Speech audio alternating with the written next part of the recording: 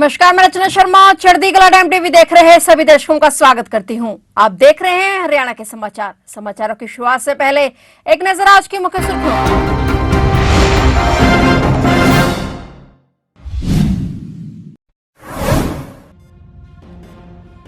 हरियाणा चुनावी EVM hacking मामला पहुंचेगा हाई कोर्ट। कांग्रेस 14 सीटों का देगी सबूत। उदयवान बोले 14 विधानसभा सीटों पर की गई धांधली।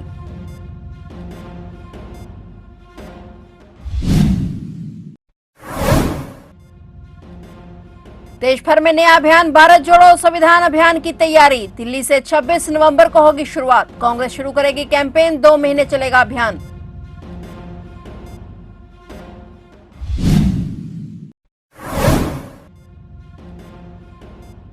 सिरसा के रानिया में फायरिंग, पुराने विवाद में बाप बेटे ने चलाई गोलियां। एक नाबालिग सहित 4 लोग हुए जख्मी।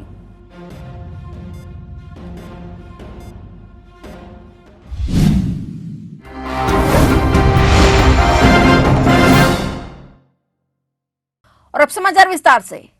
हरियाणा विधानसभा चुनाव में मिली हार को कांग्रेस पचा नहीं पा रही है। नतीजों के समय से ही कांग्रेस ने हार के लिए ईवीएम को जिम्मेदार ठहराना शुरू किया था। अब वो अभी तक जारी है और कांग्रेस प्रदेश अध्यक्ष उदयवान हार के लिए पूर्ण रूप से ईवीएम के दोष दे रहे हैं। उनका कहना है कि भाजपा ने ईवीएम को हैक करके चुनाव में धांधली करके जीत हासिल की है। अब कांग्रेस ईवीएम हैक करने के मामले को लेकर हाईकोर्ट जाने की तैयारी कर रही है। प्रदेश अध्यक्ष उदयवान ने प्रेस कॉन्फ्रेंस कर कहा कि उनके पास ईवीएम को हैक करने के पर्याप्त सबूत हैं। कांग्रेस को हराया गया है। कांग्रेस ने जिन 14 सीटों पर ईवीएम हैकिंग का दावा किया है उनमें 4 सीटें ऐसी हैं जिन पर जीत हार का अंतर 3000 से भी कम है। वहीं एक विधानसभा सीट ऐसी भी है जिस पर भाजपा उम्मीदवार ने महज 32 वोटों से जीत दर्ज की है। वहीं उन्होंने 8 अक्टूबर को चुनाव के नतीजों से पहले कांग्रेस के हरियाणा प्रभारी दीपक बाबरिया को एक मैसेज मिलने वाली बात कही।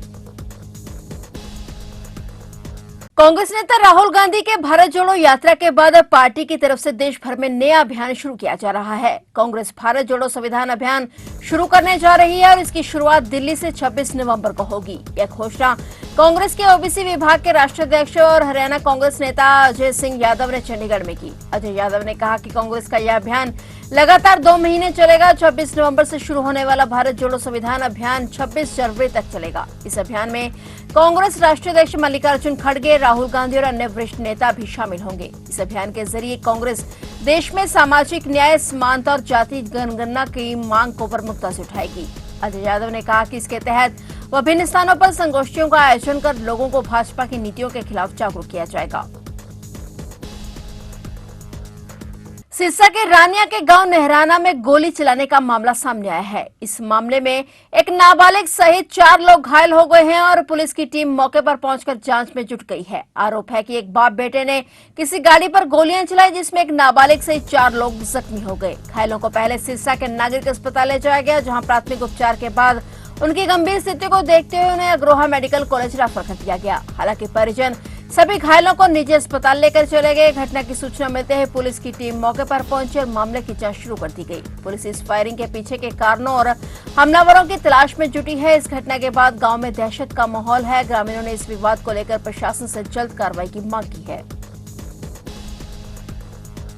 यमुनानगर में खनन विभाग और पोल्यूशन विभाग ने बड़ी कार्रवाई करते हुए 11 स्क्रीनिंग प्लांटों को सील कर दिया है। इन प्लांटों पर अवैध रूप से कच्चे माल का भंडारण और नियमों की अनदेखी का आरोप है। नोटिस के बावजूद जवाब न देने पर यह कार्रवाई की गई। अधिकारियों का कहना है कि पर्यावरण नियमों की अनदेखी किसी भी सूरत में बर्दाश्त नहीं की जाएगी। और पोल्यूशन विभाग आरओ वीरेंद्र पुनिया ने बताया कि खनन विभाग से जानकारी मिली थी कि 11 स्क्रीनिंग प्लांट कच्चे माल को अवैध रूप से स्टोर कर रहे हैं और इन प्लांटों को नोटिस जारी किए गए थे, लेकिन जवाब न मिलने पर आज उन्हें सील कर दिया गया। पर्यावरण नियमों का उल्लंघन करने वालों पर कड़ी कार्रवाई की जाएगी। देखिए, ये कार्रवाई समय समय पे चलती रहती है। अभी कुछ दिन पहले माइनिंग डिपार्टमेंट से हमारे को एक लेटर आया था। उसमें 10-11 स्क्रीनिंग प्लांटों के नाम लिखे हुए थे। उसमें लिखा हुआ था कि इन्होंने रॉ मटेरियल को इलीगल तरीके से प्रोक्योर किया है। तो हमने इनको नोटिस भी दिया था और जब इनका कोई रिप्लाई नहीं आया तो हमने इनको सील किया। सील करने की वजह यही थी कि हमने कंसेंट जब इनको ग्रांट की थी तो उसमें कंडीशन थी कि ये इलीगल प्रोक्योरमेंट नहीं करेंगे। बहादुरगढ़ में देवीलाल पार्क की पहली पुलिया के पास सेक्टर 6-7 के डिवाइडिंग रोड पर जबरदस्त दुर्घटना हो गई और यहां पर कार को बचाने के चक्कर में डस्ट से भरा ट्राला सड़क किनारे बसों से टकरा गया। टक्कर लगते ही भीषण आग लग गई। हादसे के बाद से ट्राला चालक गायब है और इस दुर्घटना में कुल 5 वाहनों को नुकसान हो गया है। पुलिस ने मामले की जांच शुरू कर दी है। जानकारी के मुताबिक ट्रोला सेक्टर 6 से 7 डिवाइडिंग रोड से रोहतक दिल्ली रोड की तरफ जा रहा था। देवीलाल पार्क के पास कुछ दूरी पहले कट पर अचानक एक कार सामने आ गई और कार को बचाने के चक्कर में चालक ने स्टीयरिंग मोड़ दिया और कार को साइड मारने के बाद ट्राला अनियंत्रित होकर सड़क किनारे खड़ी बसों से टकरा गया। टक्कर लगने के बाद अचानक आग लग गई और तेजी से फैल गई। जब तक दमकल विभाग की टीम मौके पर पहुंचती, आग पूरी तरह से भड़क चुकी थी। इसमें 3 बसें जल गई और ट्राले का कैबिनेट भी जल गया। वहीं इस हादसे में कार चालक की लापरवाही रही या ट्राला चालक की रही, ये जांच का विषय है। फिलहाल वाहन मालिकों के बयान के आधार पर मामले में आगामी कार्रवाई जारी है। हल्के से कांग्रेस के विधायक और ओलंपियन विनेश फोगाट के गुमशुदगी के पोस्टर सोशल मीडिया पर वायरल हो रहे हैं। विपक्ष के लोग पोस्टर पर जमकर चुटकियां भी ले रहे हैं। पोस्टर में लिखा है कि लापता विधायक की तलाश। पूरा विधानसभा सत्र निकल गया लेकिन विधायक पूरे सत्र से लापता रहे। अगर किसी को दिखे तो जुलाना वालों को सूचित करें। यह पोस्टर खूब वायरल हो रहा है। विनेश फोगाट के नंबर पर जब संपर्क किया गया तो उनके पीए सोनू ने बताया कि विनेश फोगाट को कांग्रेस ने स्टार प्रचारक बनाया है और उनकी लोकसभा उपचुनाव में वायरल प्रचार की ड्यूटी लगाई गई है। चुनाव में व्यस्त होने के कारण विधानसभा सत्र में नहीं जा पाई।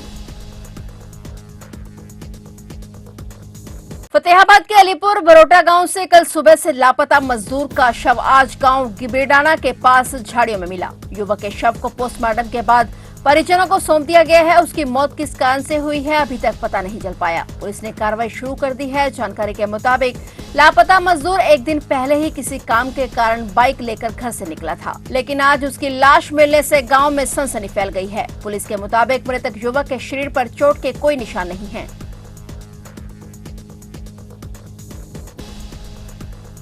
बढ़ते प्रदूषण और खराब होती एयर क्वालिटी ने यमुनानगर समेत हरियाणा के कई जिलों को घेर लिया है। हालात इतने बिगड़ चुके हैं कि विजिबिलिटी भी कम हो रही है। बदलते मौसम और इंडस्ट्रियल प्रदूषण की दोहरी मार से आम जनजीवन पर असर पड़ रहा है। यमुनानगर में एयर क्वालिटी इंडेक्स 200 से 300 के बीच है, जबकि दिल्ली में यह आंकड़ा 400 के पार पहुंच गया है। पोल्यूशन विभाग ने मौसम और इंडस्ट्रियल प्रदूषण को इसके लिए जिम्मेदार ठहराया है। शाम होते ही घना कोहरा और धुंध प्रदूषण के साथ मिलकर विजिबिलिटी को प्रभावित कर रहा है। अभी सर्दी और बढ़नी है, लिहाजा इस बात का सहज ही अंदाजा लगाया जा सकता है कि आने वाला समय कितना चुनौतीपूर्ण हो सकता है।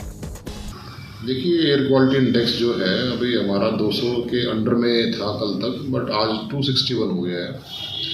तो ये मौसम ही कुछ ऐसा है कि जो आसपास के ज़िले हैं वहाँ पे भी एयर क्वालिटी इंडेक्स काफ़ी पुअर स्थिति में चला गया। जैसे कुरुक्षेत्र 289 है, अम्बाला 200 के अप्रोक्स है, करनाल 289, पानीपत 295 और दिल्ली में तो 400 प्लस चला गया है। उस हिसाब से यमुनानगर की स्थिति काफ़ी बेहतर है। तो बढ़ता क्यों है, उसका वजह क्या है सर?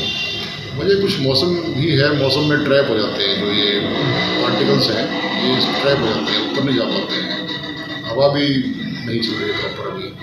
तो पॉल्यूशन भी वजह मानी जाती है, जैसे इंडस्ट्री अपने पास यमुनानगर में है, उसकी वजह से भी मान सकते हैं कि जो एयर क्वालिटी इंडेक्स बढ़ा है। देखिए, यमुनानगर में जो इंडस्ट्रीज़ हैं सभी ने अपने एयर पोल्यूशन कंट्रोल डिवाइसेस लगा रखी हैं। इनकेस कोई वायलेशन करता है, पाया जाता है तो उसके खिलाफ डिपार्टमेंट एक्शन भी लेता है। हाँ, ये कारण भी है। देखो, किसी इंडस्ट्री को हम पोल्यूशन करने से रोक नहीं सकते हैं, लेकिन दायरे में सीमित रहे वो काम हमारा है, वो हम करते हैं। हल्का नीलोखेड़ी के विधायक भगवान दास कबीरपंथी ने तिरावड़ी शहर की नगरपालिका का औचक निरीक्षण किया। निरीक्षण के दौरान उन्होंने नपा कर्मियों के हाजिरी रजिस्टर की जांच की, जिसमें सभी कर्मचारी मौके पर मौजूद मिले। उन्होंने नपा सचिव अजीत अरोड़ा को निर्देश दिए कि कार्यालय में पहुंचे लोगों को किसी प्रकार की कोई परेशानी नहीं होनी चाहिए। लोगों के कार्य को तुरंत प्रभाव से किया जाना चाहिए। विधायक भगवान दास कबीरपंथी ने कहा कि कार्य करने में कोताही बरतने वाले कर्मचारी को किसी भी सूरत में बख्शा नहीं जाएगा। उन्होंने कहा कि कर्मचारी जनता के लिए हैं, जनता कर्मचारियों के लिए नहीं।